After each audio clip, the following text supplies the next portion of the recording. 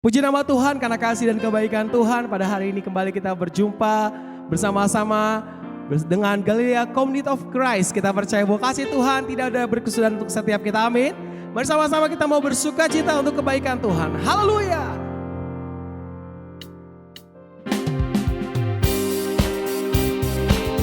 Dengan kasih Tuhan yang begitu besar dalam hidup kita, kita mau percaya bahwa Tuhan kita Allah yang sungguh baik, amin. Kasih Allah tak berkesudahan, selalu baru setiap hari.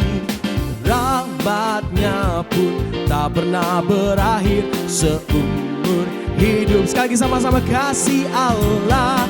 Kasih Allah tak berkesudahan, selalu baru setiap hari. Rahmatnya pun tak pernah berakhir seumur hidup. Dengan sukacita, dengan sukacita ku kan menari, dengan sorak-sorai memuji, ku naikkan pujian, haleluya, nyanyi bagi Dia Sang Raja, nyanyi bagi Dia Sang Raja. Sama-sama katakan pujian ini. Haleluya. Kasih Allah. Kasih Allah tak berkesudahan, selalu baru setiap hari. Rahmatnya pun tak pernah berakhir seumur hidup. Yuk sekali lagi sama-sama, kasih Allah. Kasih Allah tak berkesudahan, selalu baru setiap hari.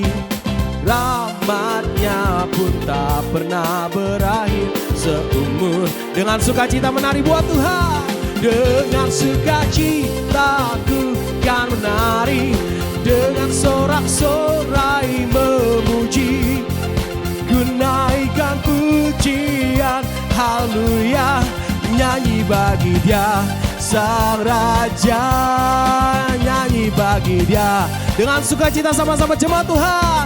Dengan sukacita ku kan menari, dengan sorak-sorai memuji, ku naikkan pujian, haleluya, nyanyi bagi Dia Sang Raja, nyanyi bagi Dia Sang Raja, nyanyi bagi Dia, nyanyi bagi Dia Sang Raja. Selamanya, haleluya, selamanya kita menari buat Tuhan, bernyanyi buat Tuhan. Sebab Dia Allah yang sungguh baik, kasih-Nya tak berkesudahan untuk setiap kita. Kami percaya Tuhan, bahwa Engkau Allah yang terlalu sanggup menolong setiap kami. Dan Engkau Allah yang tidak terbatas oleh ruang dan waktu. Allah yang menyertai bangsa Israel keluar dari tanah Mesir. Allah yang sama yang menyertai kami dan melakukan berbagai mujizat yang ajaib. Terima kasih Tuhan. Yesus Tuhan, mulialah namanya. Yesus Allahku, besar kasih-Nya.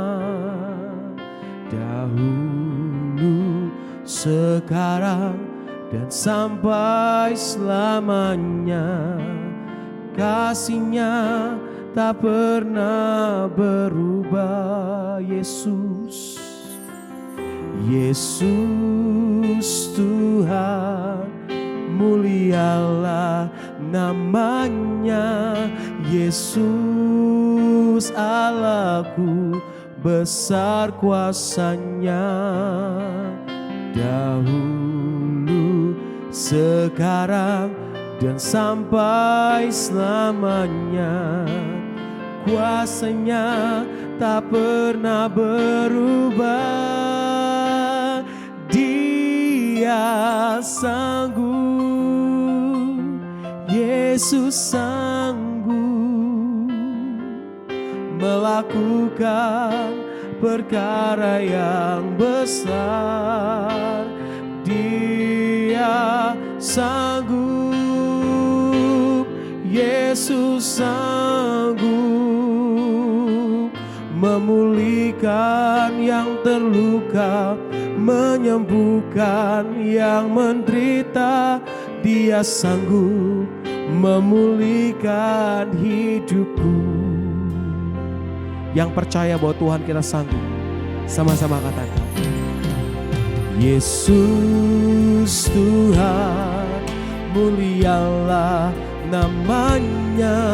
Yesus Allahku, besar kasih-Nya. Dahulu, sekarang, dan sampai selamanya. Kasih-Nya tak pernah berubah. Yesus Tuhan, Yesus Tuhan, mulialah namanya. Yesus Allahku, besar kuasa-Nya. Dahulu, sekarang, dahulu, sekarang, dan sampai selamanya. Kuasa-Nya tak pernah berubah. Dia sanggup, Yesus sanggup melakukan perkara yang besar. Dia sanggup, Yesus sanggup memulihkan yang terluka, menyembuhkan yang menderita. Dia sanggup memulihkan. Angkat tanganmu sama-sama. Dia sanggup, Dia sanggup, Yesus sanggup melakukan perkara yang besar. Kami percaya, sanggup, Yesus sanggup memulihkan yang terluka, menyembuhkan yang menderita. Dia sanggup memulihkan. Kita mau ambil satu dulu di hadapan Tuhan, bahwa Dia sanggup, terlalu sanggup memulihkan, menyembuhkan setiap kami. Oh, sebab kuasa-Mu besar Tuhan. Tiada ternilai kasih-Mu di dalam kami. Kami bersyukur Tuhan untuk pengorbanan-Mu yang besar. Kebaikan-Mu tiada pernah habis di hidup kami.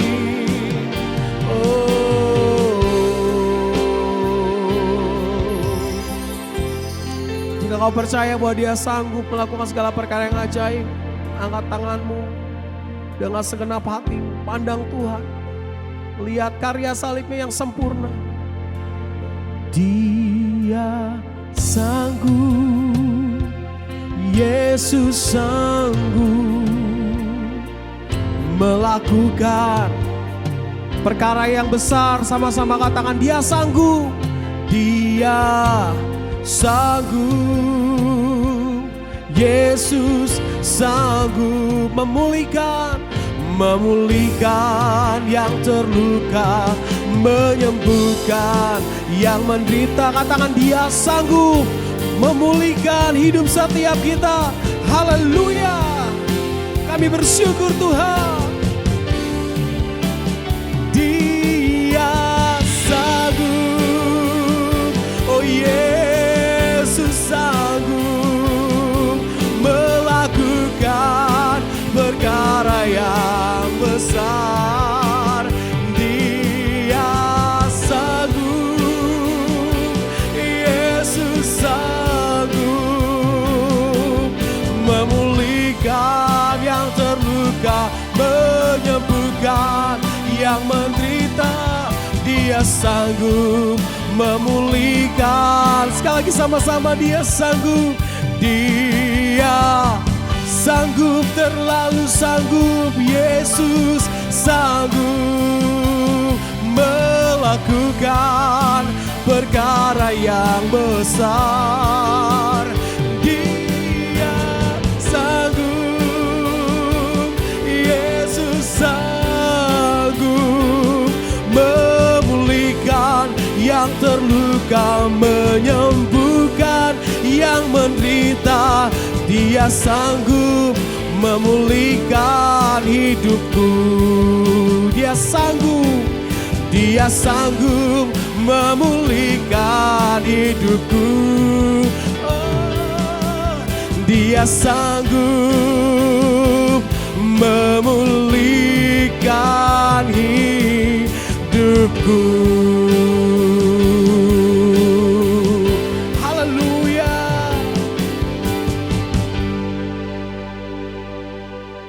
Ya, shalom Bapak Ibu, saudara-saudara jemaat yang diberkati oleh Tuhan Yesus. Mari siapkan diri untuk kita baca dan merenungkan firman Tuhan di kesempatan ibadah pada hari ini.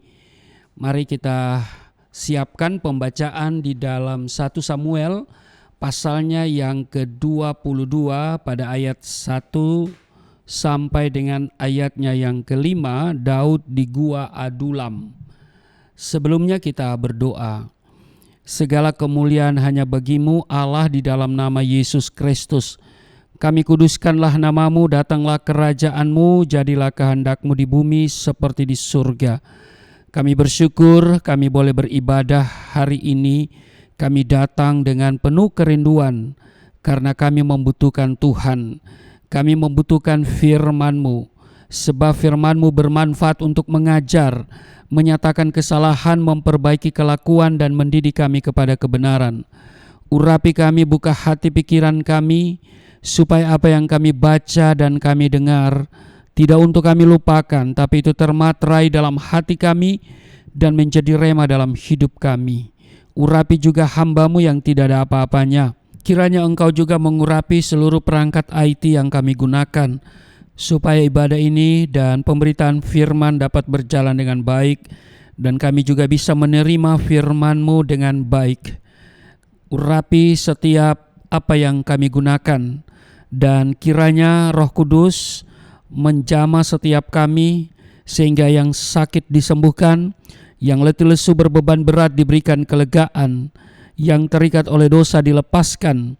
Di dalam nama Yesus kami mengalami pemulihan hari ini. Urapi hamba-Mu yang tidak ada apa-apanya. Setiap kata kalimat yang keluar dari mulut hamba-Mu adalah kata kalimat penuh kuasa, penuh urapan, yang mendengar diberkati, berakar, bertumbuh, berbuah di dalam Engkau. Kami diamkan seluruh suara hati kami kecuali suara Tuhan kami mau dengar. Di dalam nama Tuhan Yesus kami siap dibentuk, kami siap diberkati. Setiap kita yang siap dibentuk, diberkati, berkata amin. Bapak Ibu, kita akan baca di dalam 1 Samuel pasal 22 pada ayat 1 sampai dengan ayatnya yang ke-5, Daud di Gua Adulam. Lalu Daud pergi dari sana dan melarikan diri ke Gua Adulam. Ketika saudara-saudaranya dan seluruh keluarganya mendengar hal itu, pergilah mereka ke sana mendapatkan dia. Berhimpunlah juga kepadanya setiap orang yang dalam kesukaran, setiap orang yang dikejar-kejar tukang piutang, setiap orang yang sakit hati. Maka ia menjadi pemimpin mereka. Bersama-sama dengan dia ada kira-kira 400 orang. Dari sana Daud pergi ke Mispa di Moab dan berkata kepada raja negeri Moab, "Izinkanlah ayahku dan ibuku tinggal padamu sampai aku tahu apa yang dilakukan Allah kepadaku." Lalu diantarkannyalah mereka kepada raja negeri Moab, dan mereka tinggal bersama dia selama Daud ada di kubu gunung. Tetapi Gad, nabi itu, berkata kepada Daud, "Janganlah tinggal di kubu gunung itu, pergilah dan pulanglah ke tanah Yehuda." Lalu pergilah Daud dan masuk ke hutan Keret. Demikian di dalam 1 Samuel pasal 22 pada ayat 1 sampai dengan ayatnya yang kelima. Nah, ini mengenai seorang yang sungguh luar biasa, dialah Daud. Saya kira tidak ada orang yang tidak mengenal Daud. Bahkan kalau kita perhatikan di dalam Alkitab, Yesus dikatakan sebagai anak Daud. Dalam masa Alkitab, ya, kalau kita lihat dalam tradisi Alkitab, ya, nama seorang ayah itu penting sekali. Kalau kita baca, selalu seseorang itu disebut sebagai siapa bin siapa. Betul? Nah, orang selalu dikenal dengan nama ayahnya. Tetapi Yesus sampai hari ini lebih sering dikenal sebagai Yesus anak Daud, bukan Yesus anak Yusuf. Di gereja tidak ada lagu Yesus anak Yusuf, betul? Tapi lagunya selalu Yesus anak Daud. Lebih aneh lagi, dalam Matius, kalau kita baca di pasal 1, kita membaca mengenai silsilah Yesus.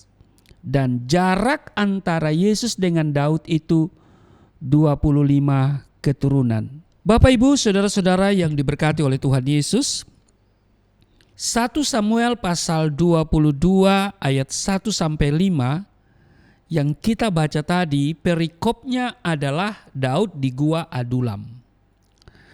Nah, di ayat 1 dan 2 kita lihat, ketika saudara-saudaranya dan seluruh keluarganya mendengar hal itu, pergilah mereka ke sana mendapatkan dia. Ayat 2, berhimpunlah juga kepadanya setiap orang yang dalam kesukaran, setiap orang yang dikejar-kejar tukang piutang, setiap orang yang sakit hati, maka ia menjadi pemimpin mereka. Perhatikan Bapak Ibu, ayat ini menurut saya lucu. Ya kan? Lucu tapi luar biasa. Mengapa? Di sini dikatakan bahwa Daud menjadi pemimpin dari kira-kira 400 orang yang dalam kesukaran, dikejar-kejar piutang, dan orang-orang yang sakit hati. Jadi ada barisan sakit hati, ya. Kisah ini ada dalam masa hidup Daud ketika dia dikejar-kejar sebagai buronan. Satu hari Tuhan akan menggantikan Raja Saul, ya kan, sebagai Raja Israel dengan Daud. Saat itu Daud baru berusia ya kira-kira 16 tahun. Setelah diurapi dengan pengurapan raja, ya kan, Daud tidak langsung jadi raja, Bapak Ibu. Masih ada sekian jeda waktu hingga dia akhirnya benar-benar menjadi raja. Jeda waktu itu cukup lama, kurang lebih 15 tahun, ya.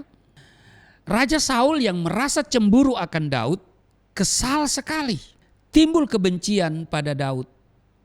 Dan akhirnya Saul mengejar-ngejar Daud.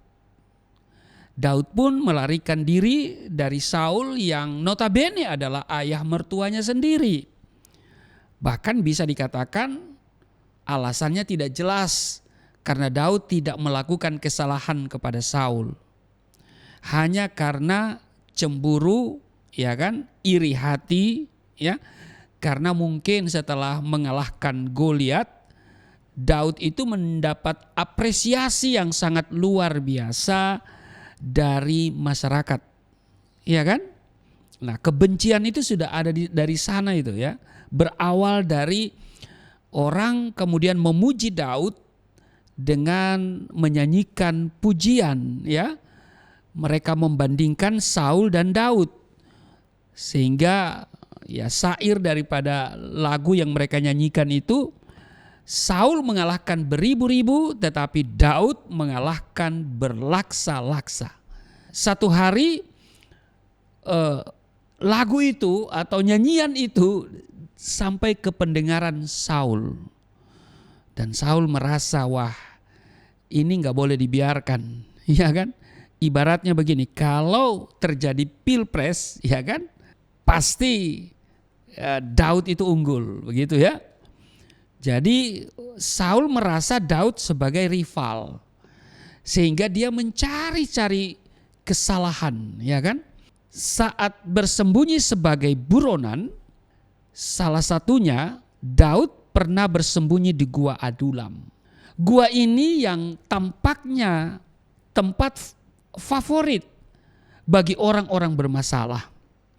Ada yang dikejar-kejar debt collector, ada yang sakit hati, dan banyak orang-orang yang dalam kesukaran. Itulah isi Gua Adulam, ya kan? Jadi isi Gua Adulam itu adalah orang yang sakit hati, orang yang dikejar-kejar oleh debt collector, orang-orang yang berada dalam kesukaran. Sehingga ketika Daud masuk ke situ, sebetulnya dia masuk dalam situasi yang tidak baik.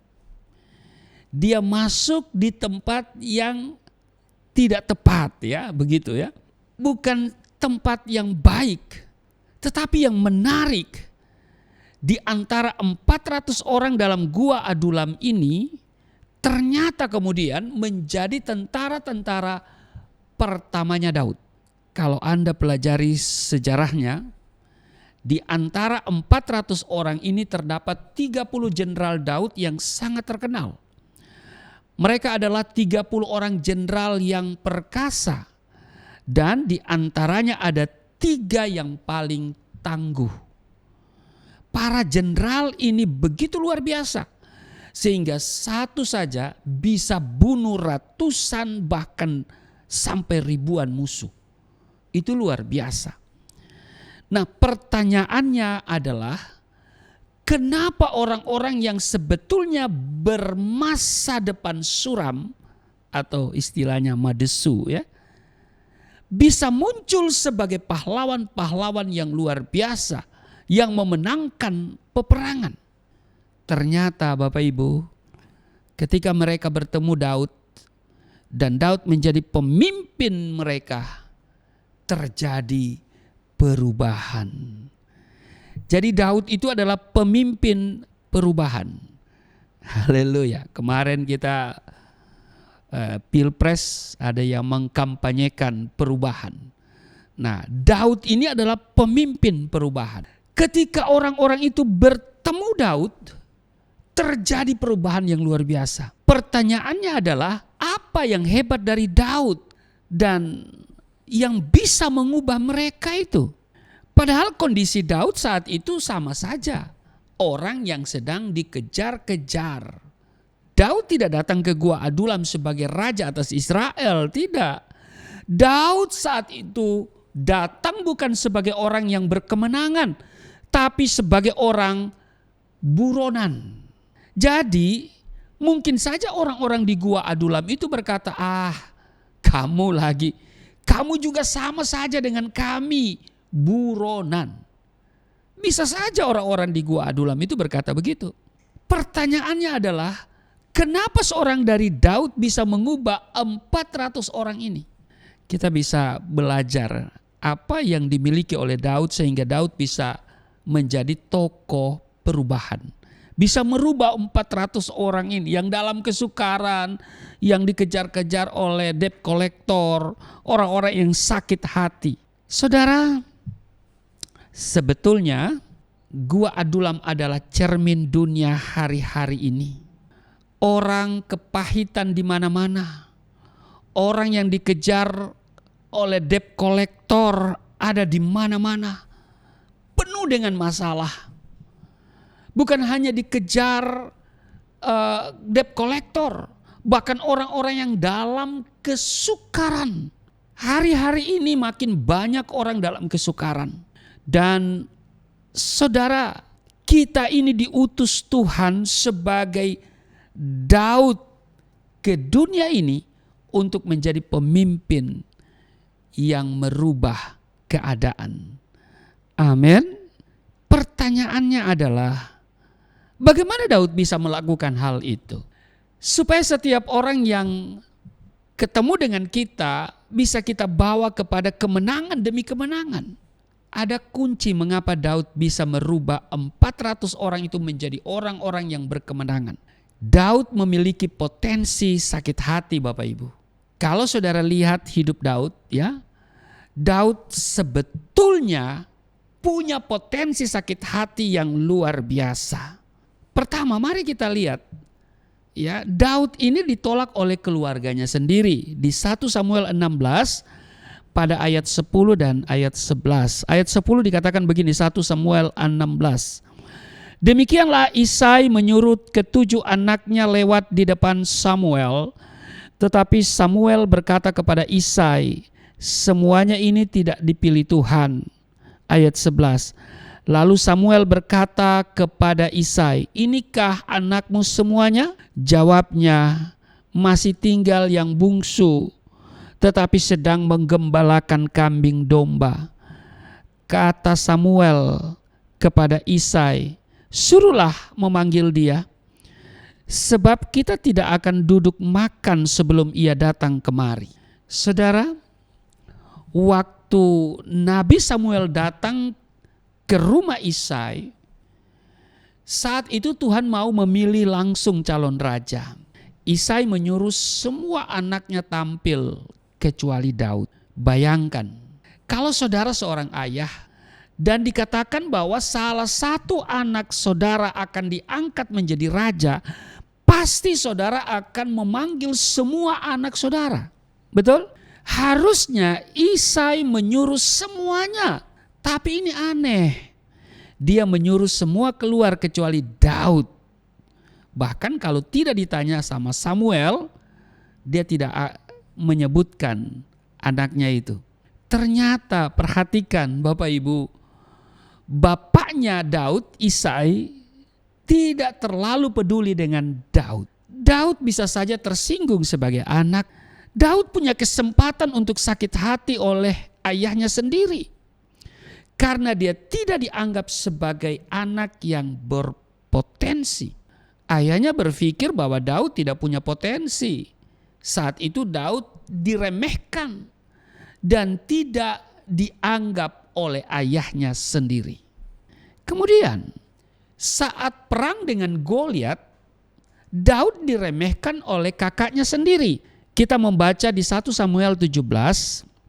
Di ayat 17 dikatakan begini, Isai berkata kepada Daud anaknya, ambillah untuk kakak-kakakmu berti gandum ini seeva dan roti yang 10 ini. Bawalah cepat-cepat ke perkemahan kepada kakak-kakakmu.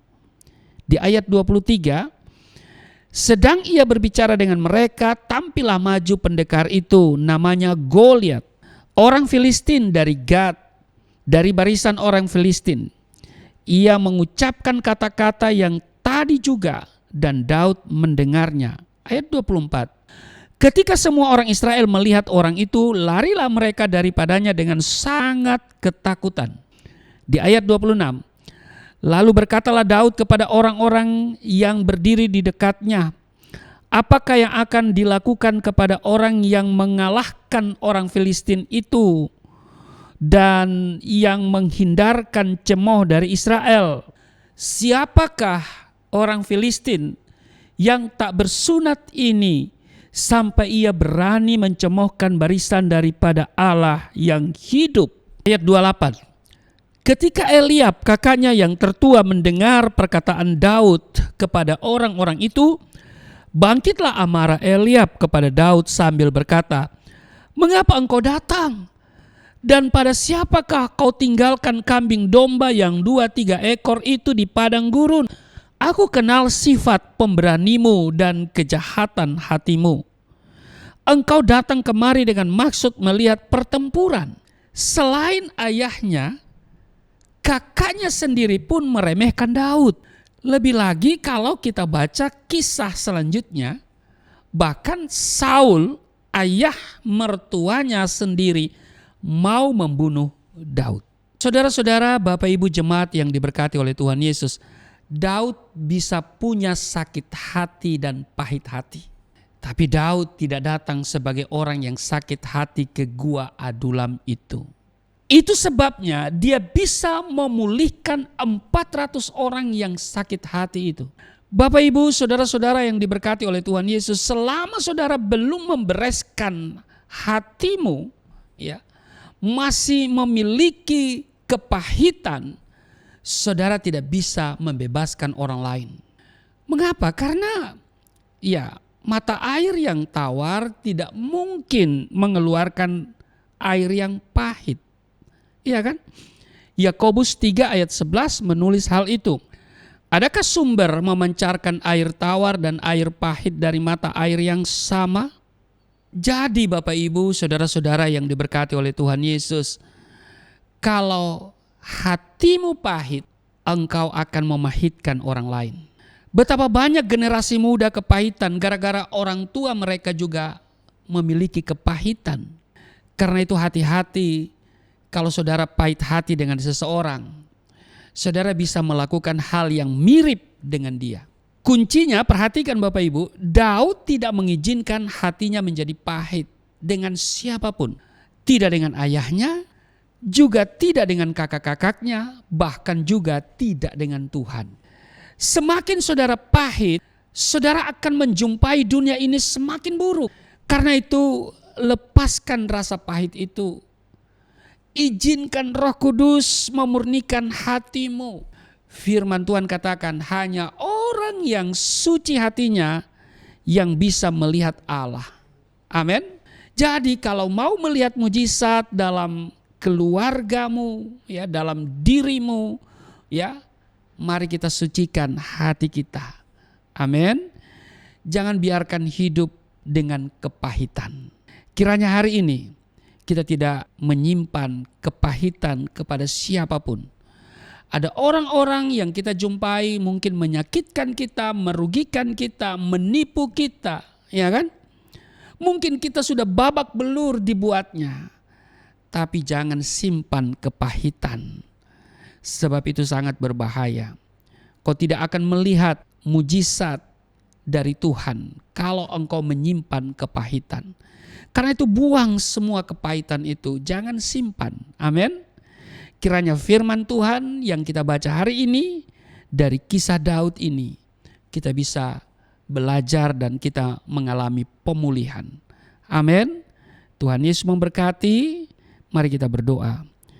Terima kasih untuk hari ini kami diingatkan supaya tidak menyimpan kepahitan. Kami akan senantiasa melepaskan pengampunan bagi orang yang merugikan kami, mungkin yang telah menipu kami, bahkan yang membuat hidup kami babak belur. Kami lepaskan pengampunan kepada mereka, dan juga kami akan keluarkan, cabut semua perkataan-perkataan yang menggambarkan kepahitan, sehingga kami berjalan dengan Tuhan dan kami mengalami pemulihan secara sempurna. Kami bisa melihat mujizat dan kami mengalami sesuatu yang luar biasa yang dari Tuhan. Terima kasih, kiranya firman yang kami dengar hari ini membawa kehidupan yang baru bagi kami. Sebagai anak-anak Allah, kami hidup di dalam kesucian dan kami mau melakukan kehendak-Mu. Sebentar kami akan menyatu dengan tubuh darah-Mu, tapi sebelumnya kami akan memberikan persembahan sebagai ucapan syukur kami atas kasih setia Tuhan yang luar biasa. Kami tidak bisa membalas kebaikan Tuhan. Kami hanya bisa berpartisipasi untuk pekerjaan Tuhan. Kami mau persembahkan hidup kami untuk hormat dan kemuliaan nama Tuhan Yesus. Berkati mereka yang memberi dengan sukacita. Tuhan melihat hati mereka yang menabur untuk pekerjaan Tuhan. Tuhan kembalikan 30, 60, bahkan 100 kali ganda. Hamba doa mereka tidak akan kekurangan, tapi mereka hidup dalam kelimpahan. Mereka tidak sakit-sakitan. Mereka tidak bangkrut, tidak rugi, tidak miskin. tetapi hidup di dalam kelimpahan. Di dalam nama Tuhan Yesus, sambil memberi kami siapkan diri untuk seperjamuan dengan tubuh darah-Mu. Di dalam nama Tuhan Yesus, amin. Puji nama Tuhan, kita semua telah diberkati oleh kebenaran firman Tuhan. Sebelum kita masuk dalam bagian yang terbaik perjamuan kudus, kita akan memberikan persembahan yang terbaik di hadapan Tuhan. Bapak Ibu Saudara bisa memberikan persembahan via transfer maupun QR Code yang ada di layar Bapak Ibu Saudara. Mari kita memberi dengan ucapan syukur sebagai orang-orang yang telah diberkati Tuhan. Terima kasih untuk persembahan Bapak Ibu Saudara. Tuhan Yesus memberkati. Kita siapkan hati kita saat ini. Bapak Ibu Saudara bisa menyiapkan hosti dan anggur yang ada di rumah. Kita akan menyatu dalam sakramen perjamuan kudus, memandang kasih Tuhan dan kebaikan Tuhan. Oleh kuasa darah-Mu, Kau telah tebus dosaku. Kekudusan-Mu melingkupiku. Kasih-Mu mengalir, memulihkan hidupku. Sungguh besar anugerah-Mu, Kau selamatkan hidupku. Ku menjadi ciptaan yang baru oleh kuasa darah-Mu.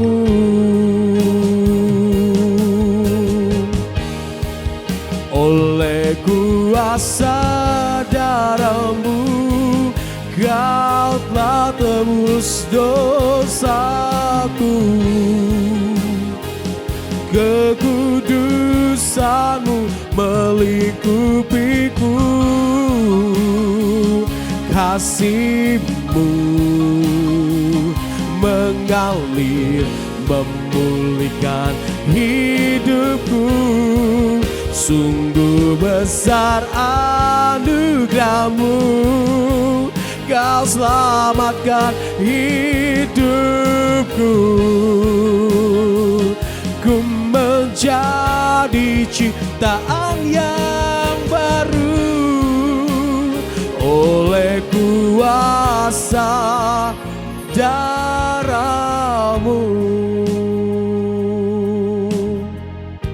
Baik Bapak Ibu, terima kasih untuk persembahan yang saudara berikan untuk pekerjaan Tuhan melalui rekening Yayasan Pelayanan Galilea Indonesia. Kami doa setiap benih yang ditabur Tuhan kembalikan 30, 60 bahkan 100 kali ganda. Kita siapkan diri untuk menerima yang terbaik dari Tuhan. Kita seperjamuan dengan tubuh dan darah Kristus. Saudara, saya akan bacakan landasan perjamuan kudus sambil saudara mempersiapkan elemen perjamuan kudus yaitu hosti dan anggur. Kita membaca di dalam 1 Korintus pasal 11 ayat 22, 23, 24 dan 25. Sebab apa yang telah aku teruskan kepadamu telah aku terima dari Tuhan, yaitu bahwa Tuhan Yesus pada malam waktu ia diserahkan mengambil roti, dan sesudah itu ia mengucap syukur atasnya. Ia memecah-mecahkannya dan berkata, inilah tubuhku yang diserahkan bagi kamu. Perbuatlah ini menjadi peringatan akan aku. Demikian juga ia mengambil cawan sesudah makan lalu berkata, cawan ini adalah perjanjian baru yang dimateraikan oleh darahku. Perbuatlah ini setiap kali kamu meminumnya menjadi peringatan akan aku. Baik Bapak Ibu, saya jemput kita semua berdiri. Mari kita ambil hosti, ya, kita angkat. Katakan apa yang saya katakan, mari kita katakan bersama-sama. Di dalam nama Yesus Kristus, inilah roti yang turun dari surga, inilah tubuh Yesus Kristus yang tergantung di atas kayu salib, yang memberikan keselamatan hidup kekal di dalam kerajaan surga, yang menyempurnakan tubuhku agar sehat sempurna, menyempurnakan jiwa dan rohku supaya dibangkitkan pada akhir zaman. Inilah tubuh Yesus Kristus yang tergantung di atas kayu salib, tertikam, tertombak agar kami tidak terkapar di rumah sakit, tidak terkapar di meja operasi, tidak terkapar di ruang ICU, tidak lumpuh, tidak pikun, tidak koma. Aku tolak segala bentuk tumor, segala bentuk kanker, segala bentuk penyakit, kuman, virus, sakit penyakit, segala luka di tubuhku, penderitaanku, kesusahanku, kemiskinanku, kegagalanku sudah diangkat dan diselesaikan oleh Yesus Kristus di atas kayu salib. Maka hari ini aku meraih janji Tuhan, aku meraih kuasa, aku meraih mujizat, disembuhkan, dipulihkan, diberkati, hidup berkemenangan. Di dalam nama Yesus Kristus, firman yang menjadi daging. Inilah roti yang turun dari surga, inilah tubuh Yesus Kristus. Mari kita makan.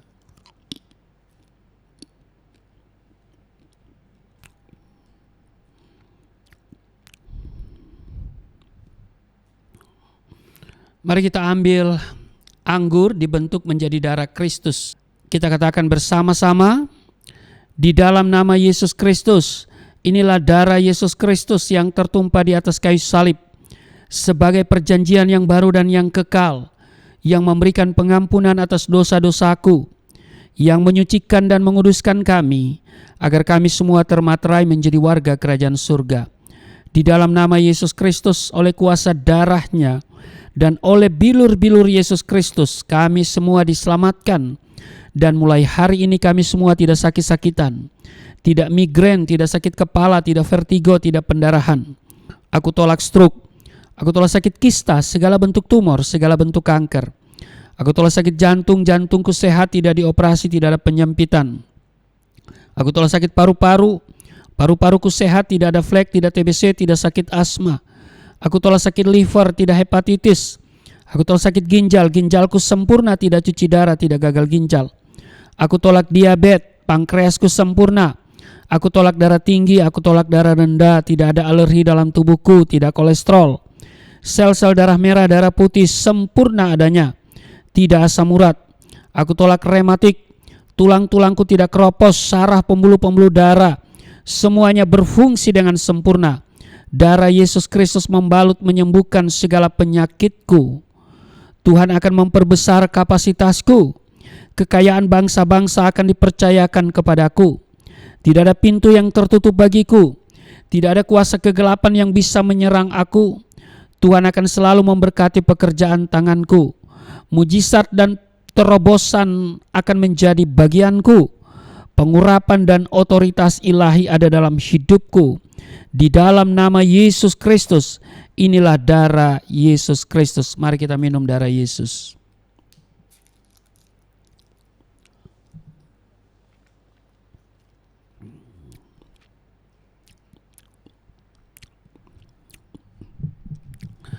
Mari kita bersyukur untuk tubuh darah Kristus yang sudah menyatu dengan tubuh darah kita. Terima kasih Tuhan, kami sudah menyatu dengan tubuh darah-Mu, kami di dalam Tuhan, Tuhan tinggal di dalam kami. Tuhan bertanggung jawab atas seluruh kehidupan kami, maka kami yang sakit sudah sembuh, yang letih lesu berbeban berat sudah diberikan kelegaan. Maka hari ini kami mengalami pemulihan, kesehatan dipulihkan, rumah tangga dipulihkan, ekonomi dipulihkan. Di dalam nama Yesus, kami tidak hidup lagi dalam kepahitan. Kami lepaskan pengampunan bagi setiap orang yang telah merugikan kami, orang-orang yang bersalah kepada kami. Dan karena itu, kami mau berjalan bersama Tuhan. Kami percaya Tuhan tidak pernah membiarkan dan meninggalkan kami. Kami mengalami lawatan Tuhan, mujizat Tuhan terjadi dalam hidup kami, dalam rumah tangga dan keluarga kami. Di dalam nama Tuhan Yesus, hamba doa untuk setiap mereka yang datang beribadah, yang bersama-sama dalam ibadah pada kesempatan ini. Tuhan memberkati mereka semua. Tuhan mengenal setiap mereka. Tuhan menjawab doa-doa mereka. Dan persembahan yang mereka sudah berikan untuk pekerjaan Tuhan, Tuhan kiranya mengembalikan 30, 60 bahkan 100 kali ganda.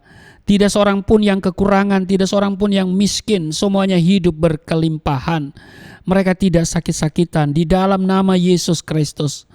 Hamba doa untuk setiap mereka yang beribadah kepadamu hari ini, baik yang mengikuti secara langsung maupun mereka yang akan mengikuti sesudah ini, kiranya semuanya diberkati. Berdoa untuk bangsa dan negara kami, Tuhan berkati bangsa dan negara ini, pemerintah yang ada diberkati. Di dalam nama Tuhan Yesus yang telah mengajar kami berdoa bersama-sama. Bapa kami yang di surga, dikuduskanlah namamu, datanglah kerajaanmu, jadilah kehendakmu di bumi seperti di surga. Berilah kami pada hari ini makanan kami yang secukupnya. Ampuni akan kesalahan kami seperti kami sudah mengampuni orang bersalah pada kami. Jangan bawa kami ke dalam pencobaan, tapi lepaskanlah kami daripada yang jahat. Sebab Engkau yang empunya kerajaan, kuasa dan kemuliaan sampai selama-lamanya. Amin. Tetap berdiri dan saudara angkat tanganmu, kita akan menerima berkat Tuhan. Segala berkat yang dari surga mengalir dalam hidupmu di dalam nama Tuhan Yesus. Diberkatilah engkau, diberkati rumah tanggamu, diberkati suami istri, diberkati orang tua anak cucumu, diberkati usaha bisnis toko daganganmu, studi dan pelayananmu, lumbung-lumbungmu diberkati, buah kandunganmu diberkati, anak-anakmu anak-anak yang cerdas, generasi yang unggul, berkesempatan studi di dalam dan di luar negeri, dapat beasiswa. Apa yang kau kerjakan Tuhan buat berhasil, naik dan bukan turun, menjadi kepala bukan ekor. Tuhan menjaga keluar masukmu sekarang dan selamanya. Tuhan memperbesar kapasitasmu dan kekayaan bangsa-bangsa dipercayakan kepadamu. Tidak ada pintu yang tertutup bagimu, tidak ada kuasa kegelapan yang bisa menyerang engkau. Tuhan akan selalu memberkati pekerjaan tanganmu. Apa yang kau kerjakan Tuhan selalu buat berhasil. Mujizat dan terobosan akan menjadi bagianmu. Pengurapan dan otoritas ilahi ada dalam hidupmu. Di dalam nama Yesus Kristus, aku berseru, turunlah berkat, kasih setia, penyertaan, perlindungan yang sempurna, damai, sukacita, kemuliaan, kemenangan dari Bapa Surgawi, dari Yesus Kristus dalam persekutuan dengan Roh Kudus, tercurah mengalir dalam hidupmu, mulai saat ini sampai selama-lamanya. Setiap kita yang percaya diberkati berkata, amin. Sungguh besar pengorbananmu bagiku, terlalu dalam untuk dimengerti. Sungguh besar,